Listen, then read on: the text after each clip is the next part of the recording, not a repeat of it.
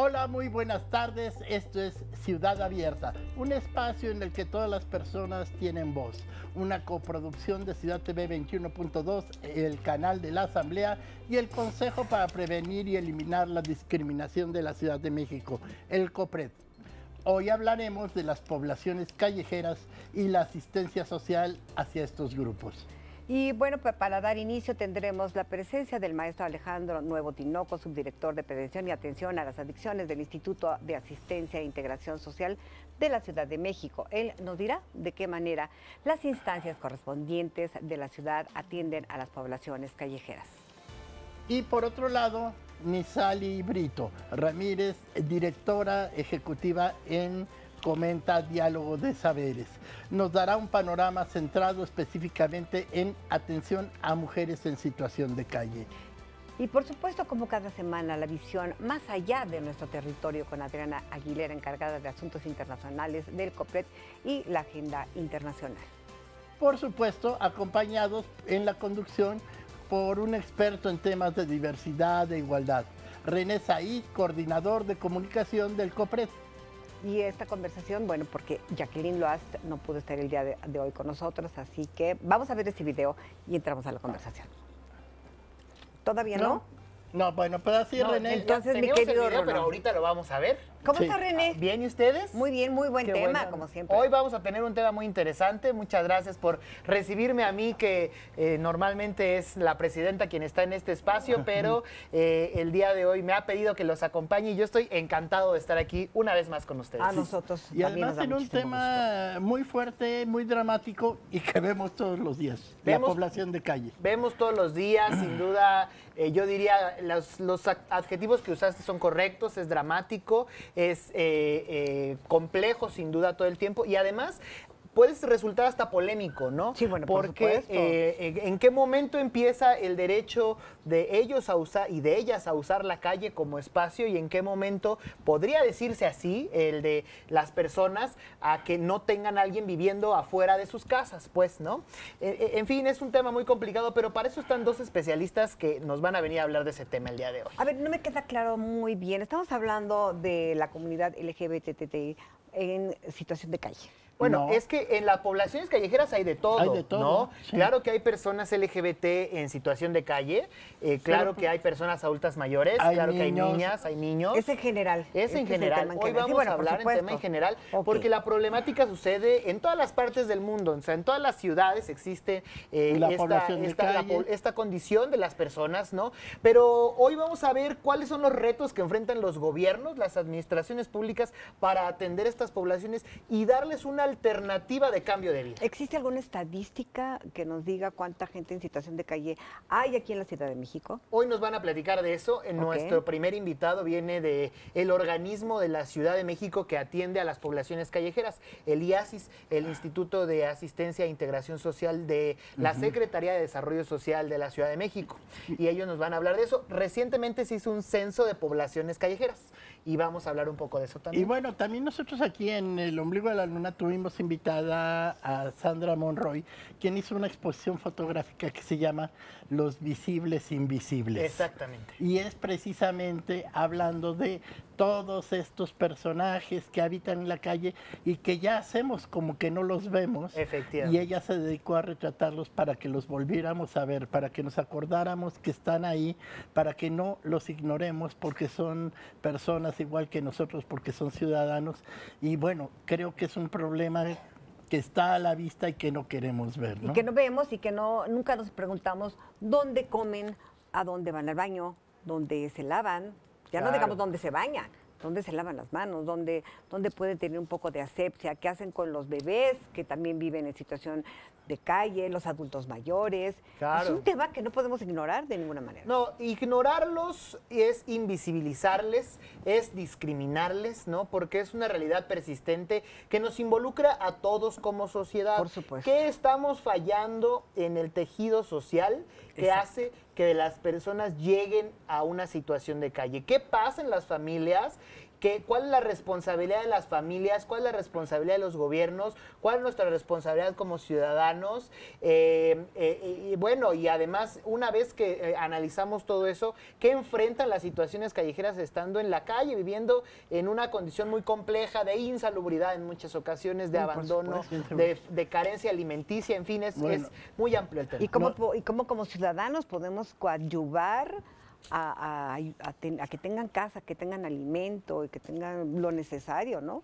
Sí, lo indispensable para vivir? Sí, por supuesto. Y además techo. se atraviesa por un montón de complejidades, porque en muchas ocasiones se ha dado que gobiernos, administraciones o muchos vecinos se organizan para retirarlos de los espacios que ellos se han apoderado, pero muchas veces se hace con lujo de violencia, ¿no? Y eso, por supuesto que el proceso de reintegración social de una persona que vive en calle y que ha vivido por muchos años en calle, no se soluciona sacándolo de los espacios con lujo de violencia. No, el proceso de reintegración social debe de pasar por muchos ángulos y muchos aspectos, que hay responsabilidad de gobiernos locales, de gobiernos delegacionales, de autoridades federales y de todo lo necesario para reintegrarlos plenamente a la sociedad.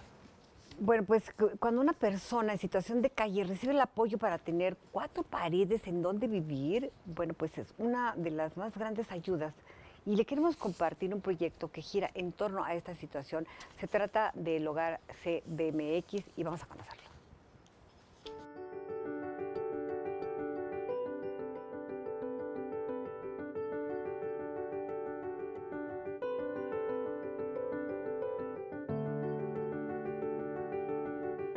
La idea de este hogar es que esté conformado por familias o por mujeres o por hombres que vengan acompañados de sus hijos.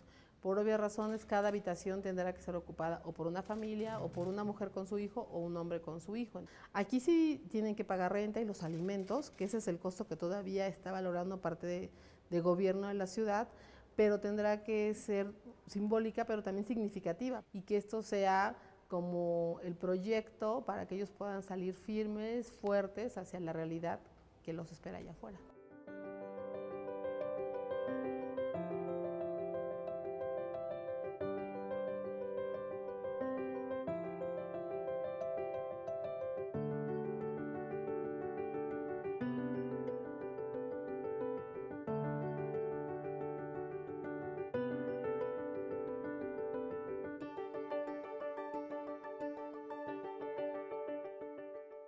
Concluimos los trabajos ya de acondicionamiento, inclusive ya de las habitaciones, ya se les dotó de sus literas, ya se les está dotando de sillas, la cocina ya se acondicionó con los estufones, estufas semi-industriales, las tarjas, y está por llegar en el transcurso de esta semana el resto del mobiliario, que son los escritorios, el equipo médico.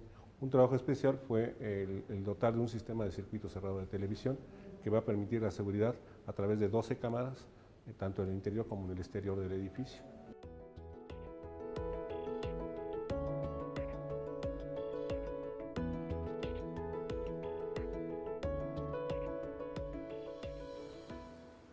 René, querido, urgía tener un lugar como estos. Qué bueno que este es el primero. Pero lo más interesante es cuéntanos de dónde salió, ¿no? Sí.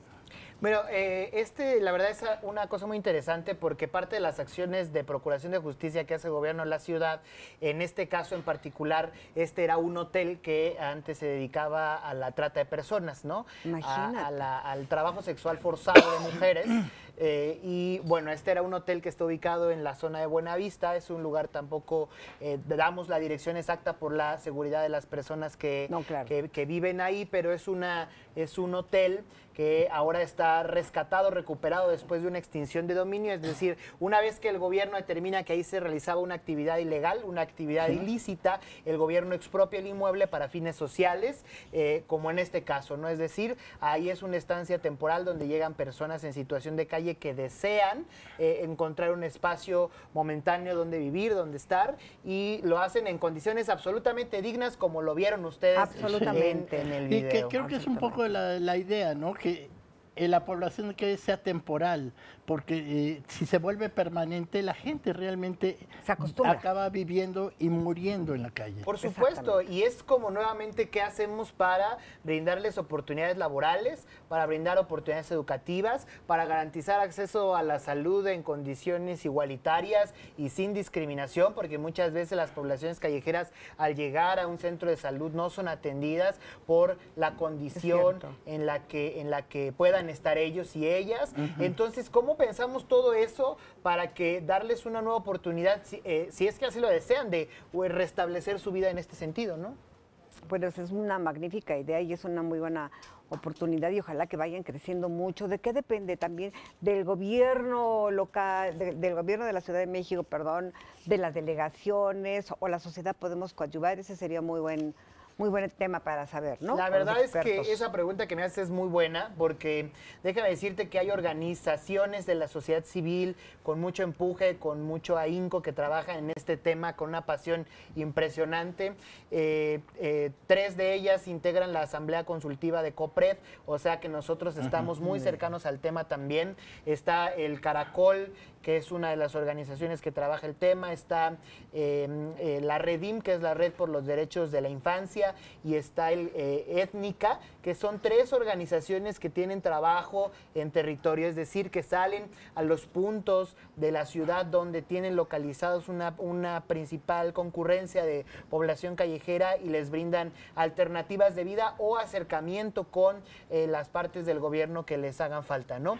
Entonces, con salud, con trabajo, con ropa. Ah, por supuesto, sí. El área, el IASIS tiene centros donde pueden pernoctar también, además de este que es el más reciente, que se llama Hogar CDMX, pero tienen otros centros donde pueden dormir las personas, alimentarse. De hecho, Desarrollo Social tiene una red muy amplia de comedores. Hay 2 tipos de comedores en Desarrollo Social, comunitarios y populares. Unos que son gratuitos y unos que te cuestan 10 pesos, ¿no? Entonces, cualquiera de ellos, la gente en situación de calle puede acudir a ellos para comer. En fin, o sea, si nosotros vemos, el gobierno de la Ciudad de México tiene un amplio abanico de posibilidades, aunado como tú decías, al trabajo de sociedad civil, que es incansable. O sea, lo que hacen estas organizaciones por estar detrás de las poblaciones callejeras y apoyarles en todos sentidos, es un trabajo incesante. Qué bueno, por ejemplo, en los niños hemos visto algo, ¿no? Aunque los trates de reintegrar a su casa, resulta que viven menos violencia en la calle que en su casa, ¿no? Entonces también creo que de verdad, es un problema que hay que abordarlo por muchos lados, ¿no? Sí, por supuesto. Hay niños que nacieron en calle y viven en calle, o hay niños que por situaciones familiares de expulsión familiar terminan viviendo en la calle. Y a partir de ahí se detonan problemáticas muy amplias, ¿no? Desde el hecho de brindarles educación, brindarles salud, brindarles alimentación. Lo mismo, pues, pero con niños, que es todavía mucho más delicado, ¿no? Y fíjate, René, doctor, que en de estas personas que viven en situación de calle, encuentras unas historias verdaderamente increíbles, ¿no? Sí. De dónde emergen, por qué decidieron ir a la calle, o por qué tuvieron que vivir en la calle, o cómo nacieron estos niños en la calle y cuál es su situación y cómo han ido creciendo y cómo se han ido formando también gente muy profesional, gente con ayuda de la sociedad civil, con ayuda de temas como ustedes, que es el COPRED, cómo han ido saliendo adelante, ¿no? Ahora, hay datos bien interesantes, como por ejemplo que la mayoría de las poblaciones callejeras son personas que no son nacidos en la Ciudad de México, sino hay migrantes tanto de otros estados como de otros países. Eso es un buen dato. Así es. Pero pues para entrar en tema, vamos a hacer una pausa y ahorita regresamos con nuestros especialistas.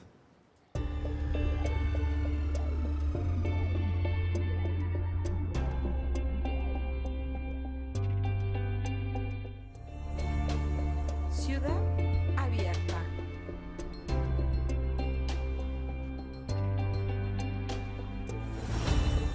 Muchas veces lo que necesitan es la ayuda, ¿no? Este entendimiento otra vez con la autoridad, que vuelvan a creer, y esa es la orden que nos ha dado nuestro secretario, el doctor Amieva, y el jefe de gobierno.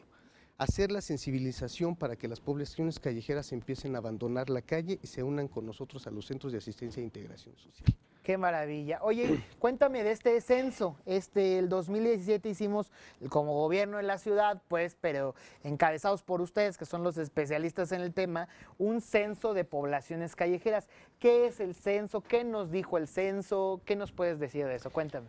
Fíjate que este censo poblacional nos enmarca el protocolo que tiene que hacerse obligatoriamente por más de 2 años. Es decir, cada 2 años tenemos que hacer este censo poblacional. Okay. Y antes no se hacía, René. Antes no se tenía bien localizados qué necesidades tenían las poblaciones. Ahora nosotros sabemos quién está, qué necesidad tiene, si no tiene acta de nacimiento, dónde están, sabemos qué necesidades tiene y así los atendemos, siempre respetando sus derechos humanos, siempre, siempre, siempre estos derechos fundamentales como es la dignidad, ¿no? La libertad, la salud. La salud enmarca la salud y la no discriminación. Entonces tratamos de hacerlo. Bueno, ahora que señalas el censo poblacional, sí, pues debo de decirte, ¿no? Este censo fue coordinado por el IASIS. Y estuvo organizado por sociedades civiles. Tú señalaste hace ratito a Caracol. Algunas, ¿no? Que son nuestras aliadas siempre. Y qué mejor que lo señales, porque sí existe en esta ciudad la atención a las poblaciones en situación de calle. Sí existe hasta por instituciones de asistencia privada, ¿no?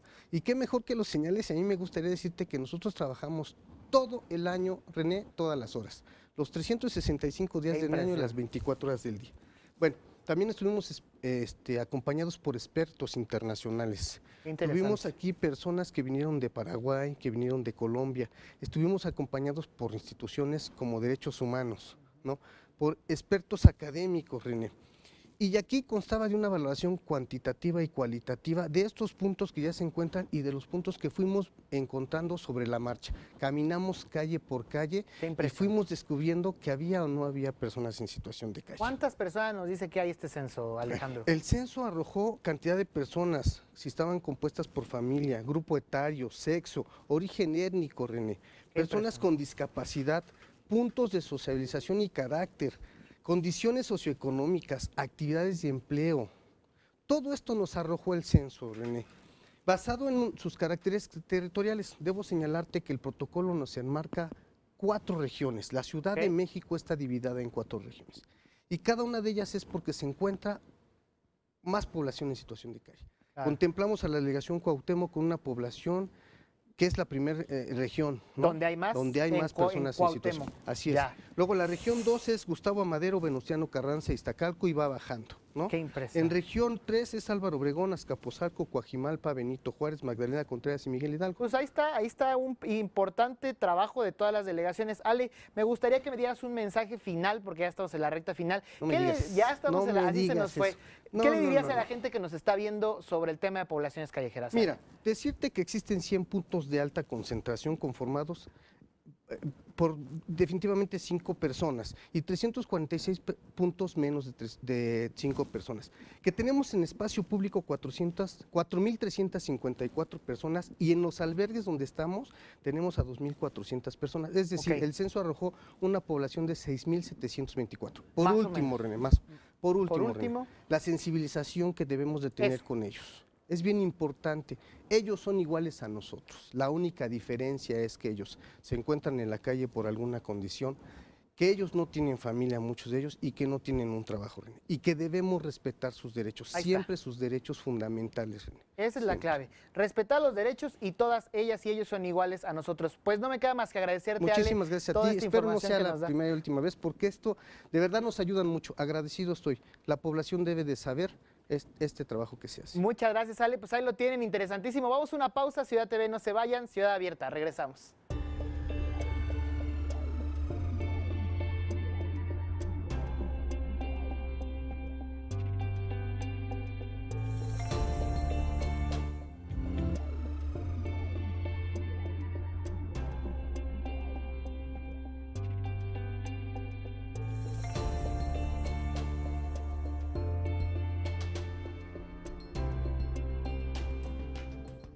Estamos de regreso en Ciudad Abierta, un espacio en el que todos tienen voz Y a propósito de la igualdad de oportunidades, centrémonos en la atención a mujeres en situación de calle.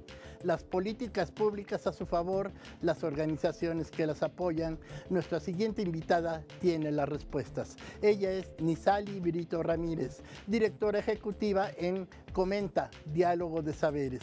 Cuenta con una maestría en Derechos Humanos y Democracia. Asimismo, tiene la licenciatura en Psicología Clínica. En cuanto al terreno laboral, desde hace más de 12 años trabaja en la defensa y promoción de los derechos humanos de las personas que viven en alta exclusión social. Además, es especialista en trabajo educativo y político con mujeres y niñas que sobreviven en las calles. Vamos con ella y con René Said. Muchísimas gracias, doctor Volavsky, por esta presentación. Pues hoy en Ciudad Abierta estamos de lujo porque está con nosotros Nizali Brito. Nizali, ¿cómo estás? Encantadísima, muy bien, ¿tú? También bien, muchas gracias por aceptar la invitación. Pues cuéntame un poco, ya venimos dando un poco el contexto de qué es, cómo viven, cómo se atiende a las poblaciones callejeras, pero ¿qué es Comenta, la organización que presides, y cómo miran ustedes este fenómeno? Cuéntame. Mira, nosotros somos una organización que hace investigación para la incidencia en políticas públicas, ¿no? Okay. Investigamos fenómenos, en este caso poblaciones callejeras, con énfasis en mujeres y niñas, para que el estado de situación donde viven cambie. Entonces hacemos propuestas particularmente de política pública y ha sido muy interesante los 2 últimos años en la ciudad porque hemos tenido avances impresionantes, muchos de eso tú lo has escuchado con tus otros entrevistados y un poco es lo que hace Comenta, acompañar también a los gobiernos porque entendemos que somos coadyuvante del Estado y que tenemos la responsabilidad ética de compartir el saber hacer, no es solamente una crítica sin propuestas, sino primero documentar los casos y posteriormente acompañar para que estos cambios puedan ser reales y sobre todo acompañados. Es impresionante, me gusta esa visión muy integral de ustedes porque lo que tú dices es todas las personas somos responsables, independientemente de la trinchera en la que estemos, gobierno, sociedad civil o ciudadanía, somos responsables de atender este fenómeno. Así es, y sobre todo desde una mirada un poco distinta también, que es lo que se llama una perspectiva decolonial, es decir, incorporar a las víctimas, que se supone defendemos, para que ellas también hagan propuestas de política pública. Y es muy difícil para la gente entender que, por ejemplo, las mujeres y sus hijos pueden tener propuestas de política pública, y sí, solamente hay que tener la magia de saber preguntar y de saber integrarlos. El año pasado recordarás que tuvimos la grata experiencia con el jefe de gobierno Miguel Ángel Mancera. Un encuentro. La audiencia pública, la primera que se hace en América Latina, donde las chicas y sus hijos pudieron hacer propuestas concretas de qué se tendría que hacer para mejorar la política pública de la ciudad, ¿no? Entonces, una de las cosas que trabajamos desde Comenta es cómo reconocemos a la otra y al otro como un sujeto de cambio que puede tener, y como un sujeto político también, que puede tener propuestas contundentes, independientemente de si ha estudiado o no, pero la vivencia de calle la tienen, y creo que son las personas más llamadas a evaluar las políticas públicas y hacer propuestas para que mejoren. Qué interesante, esto que tú dices no es fácil, no es una tarea fácil, como dices, en una visión de asistencia como lo tenemos prácticamente como chip hacia las poblaciones callejeras, cambiar la mirada, y eso es lo que ustedes hacen. ¿Cómo hacemos para darles voz sin decir, ay, pobrecitos, no saben, no pueden? Déjame yo, como tú o como yo visto desde nuestro privilegio, tratar de incidir que de buena manera lo podemos hacer sin problema, pero ¿cómo les damos voz a ellas y a ellos, no? Es todo un desafío, porque amerita un desafío, valga la redundancia, metodológico, ¿no? O sea, es como yo le digo a una chica que efectivamente no tiene estudios, que independientemente de eso, tiene la posibilidad de hacer el ejercicio político por primera vez en su vida, sentarse a hablar con los tomadores de decisión, hacer debates, cuestionar lo que existe, hacer propuestas, sobre todo porque, como tú bien lo dices, desde la mirada de asistencia, partimos de que no saben o no quieren cambiar, ¿no? Y una visión absolutamente errada. Y creo que en los últimos 2 años en la ciudad se ha demostrado que sí se puede hacer. Claro, con cambios lentos, pero seguros, entiendo yo. Sí, por supuesto. Ahora, ustedes tienen un trabajo muy fuerte, tú, con mujeres, con niñas. ¿Cómo viven ellas la problemática de vivir en la calle todos los días, Nizali? súper compleja. O sea, vivir en la calle y ser mujer son dos cosas catastróficas en el caso mexicano que se viven al mismo tiempo. Viven la violencia de una manera distinta porque aparte de la violencia de vivir en el espacio público, se le suma la violencia de género por ser mujer. En el caso de las niñas, la violencia de género por ser mujer, vivir en la calle y no ser adultas, la discriminación por edad. Cosas tan sencillas de qué hacen cuando menstruan, por ejemplo. Se vuelve una tarea titánica en el espacio público. ¿Qué hacen para tener a sus hijos sin el miedo de que se pueda quitar? ¿Qué hacen para poder registrarlo? ¿Qué hacen para poder salir del espacio público? Superando las miradas criminalizantes porque consumen drogas, porque tienen hijos, porque no necesariamente son mexicanas. Ahora estamos viviendo también una realidad muy contundente, mujeres callejeras que consumen sustancias, que viven con discapacidad, algunas que son indígenas u otras que son migrantes. Entonces se enfrentan a una serie de discriminaciones múltiples que no la llevan fácil y que tienen estos elementos asociados al género que hacen que la calle sea más complicado para vivir. Es impresionante, desgarrador y muy alarmante lo que nos estás diciendo, porque me pongo en los zapatos de ellas, solo en lo poco que puedo hacer, el tratar de decir, bueno, y muchas veces vives lo que vives con tu pareja en la calle y tu pareja te violenta y además no trabajas o ganas muy poco, no tienes una persistente violencia económica, es una realidad muy complicada, Misaeli. Claro, y lo otro es que, como sabes, la desigualdad se hereda. Y muchas son mamás. Entonces, una de las cosas que planteamos desde Comenta es cómo nos comprometemos a romper el círculo intergeneracional de la pobreza y de la violencia, es decir... ¿Cómo se le hace? Ahí está la magia. Por eso las políticas públicas son básicas, por eso mirarnos todos como parte del Estado es fundamental, no solamente decir la dependencia pública son los únicos responsables de asumir el problema, sino yo como sociedad civil ¿qué hago? Las empresas ¿qué pueden hacer?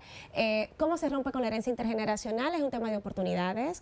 Como sabes, la pobreza, por un lado, se mide por recursos económicos, entonces una forma de tú hacer que las hijas e hijos de las poblaciones callejeras no vuelvan a repetir la vivencia en calle es garantizar empleos y trabajos dignos, cualificación, es decir, educación y de calidad para que puedan superar el estado de situación, poder incorporar a los programas públicos existentes, pero sobre todo romper con la mirada discriminatoria que hace que de repente, por más que quieran incluirse, nada más les cerramos la puerta porque viven en la calle y pareciera que no son ciudadanas por el simple hecho de ser extremadamente pobres. Híjole, y lo estamos logrando. A mí me preocupa esto que tú dices, abatir esta brecha generacional, la herencia generacional, ya lo has dicho, en la que, claro, o sea, muchas personas llegan a edad adulta en calle porque son probablemente expulsados de sus hogares o lo que sea. Pero cuando eres niño y así creces, ¿cómo lo rompes? Es todo un reto también, ¿no? Claro, porque se trata de romper todos los sistemas, ¿no? Romper la herencia que se vive en las casas, en el caso de las familias, en el caso de las callejeras no tienen casa, en la pobreza que se vive en la comunidad y repensar el gasto público, en este caso de la Ciudad de México, dónde estamos colocando la prioridad. Y de la única manera que se puede romper con este círculo vicioso de la pobreza es poder tener en los programas públicos como alta prioridad a las personas que viven en mayor desventaja, que debe saber que es un desafío para todo México, sí, ¿no? O sea, romper con la pobreza en México es uno de los desafíos más grandes que tienen en términos políticos y públicos. Y con las personas más invisibles, todavía más, porque lo primero es verlos. Sí, por supuesto. Ahora que dices, vamos ya, tenemos 3 minutitos, existo si me nombras tú. Yo me acuerdo mucho de esa campaña hace unos años, porque ahorita tú lo decías, lo primero es verlos. Y esa campaña, cuéntanos qué fue, eso está muy interesante. Mira, fue una de las experiencias más bonitas que yo creo que yo personalmente he vivido y profesionalmente también, y la ciudad, debo de reconocer. Fue una campaña que trató de que se vea a lo que no se quería ver, a pesar de que está en el ojo público de manera diaria. Era una campaña donde estuvo Copred de manera muy militante, trabajando con nosotros para que se reconociera a las mujeres que viven en la calle, como esto que hablábamos, como ciudadanas plenas de derecho y sobre todo ciudadanas políticas. trataba de lograr 2 metas que se logró en tiempo récord. La primera, la audiencia con el jefe de gobierno, Miguel Ángel Mancera, que se logró año y medio después de lanzar la campaña, y el hogar CDMX. Que ya lo veíamos. Exactamente, el primer espacio construido desde la perspectiva de género para romper con la herencia intergeneracional de la pobreza, precisamente. Y en el trayecto, pues hemos logrado muchas cosas. O sea, yo creo que ya en la Constitución de la Ciudad de México aparece nombrada mujeres y niñas que sobreviven en el espacio público. Eso es un exitazo. Sí, también el protocolo de población callejeras, que también hay un apartado especial para ellas. Y cuando se habla tradicionalmente de mujeres, de personas que viven en la calle, ya no se deja de mencionar a las niñas y mujeres. Muy bien, tenemos 30 segundos. ¿Qué mensaje le dirías a la gente que está viendo en este momento, Nizali? Mira, lo primero es que cualquiera puede llegar a vivir en la calle. De repente pensamos que vivir en la calle es una circunstancia que no te puede tocar.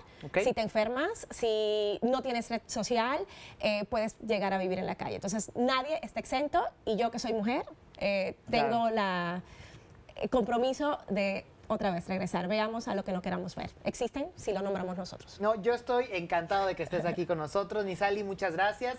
Esperamos tenerte con nosotros más seguido. Ojalá, seguro que sí. Pues muchísimas gracias. Ahí lo tienen, la problemática desde las mujeres y las niñas que sobreviven en calle. Vamos a una pausa. Esto es Ciudad Abierta. No se despeguen.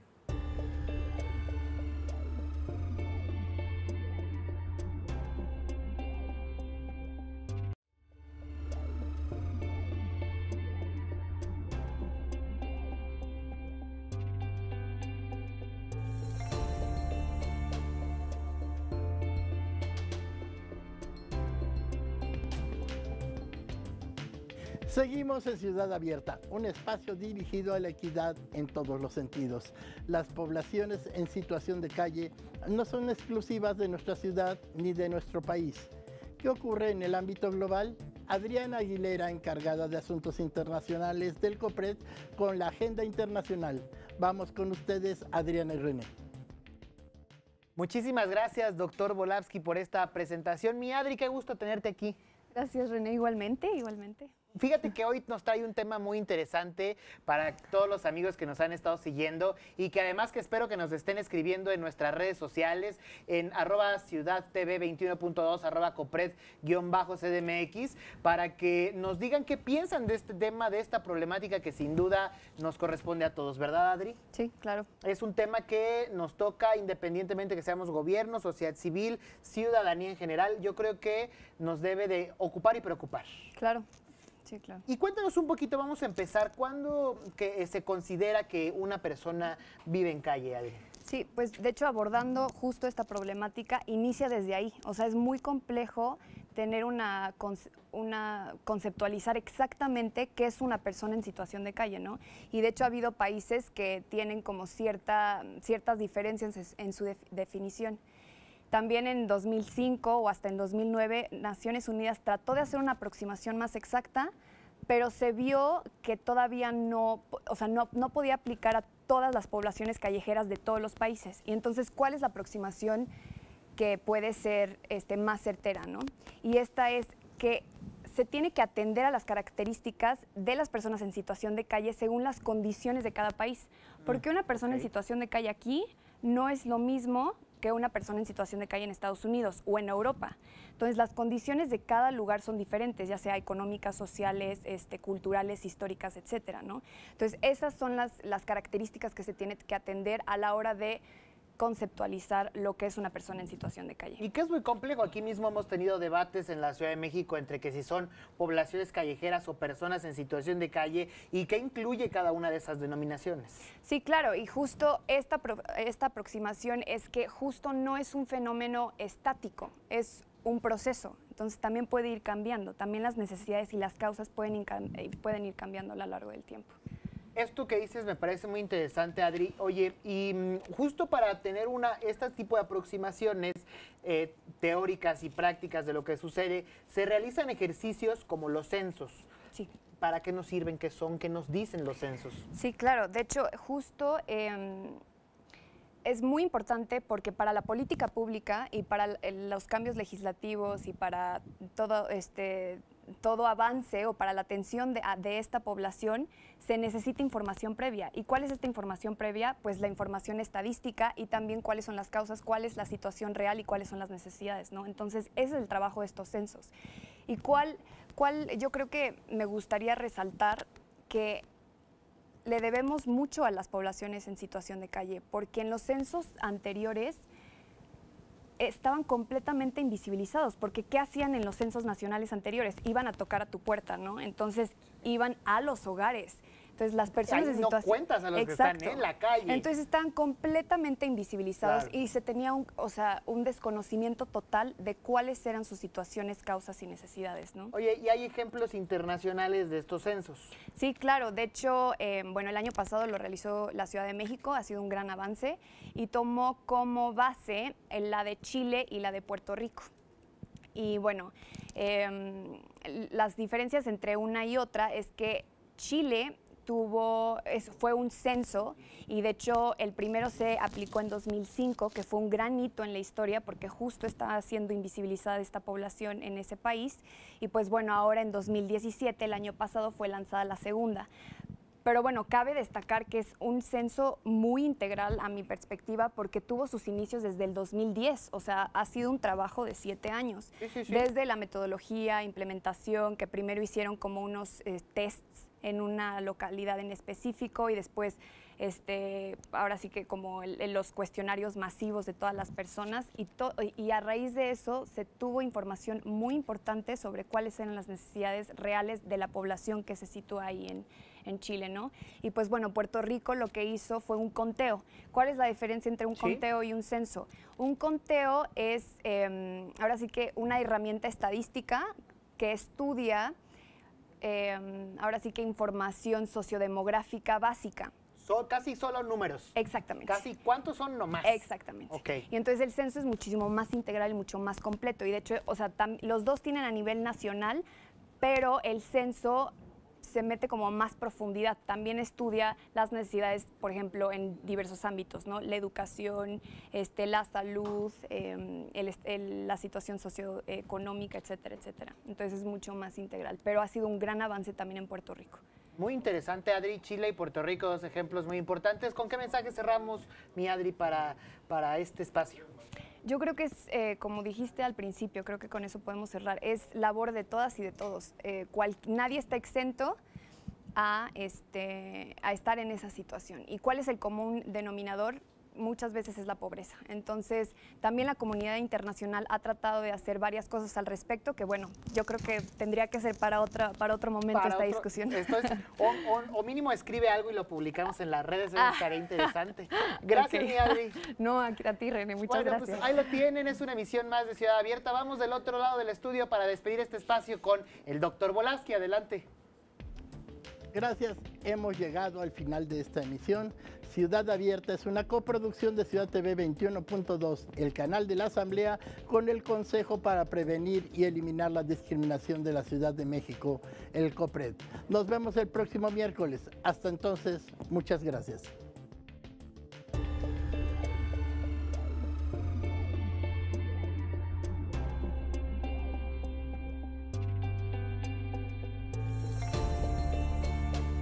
Ciudad Abierta.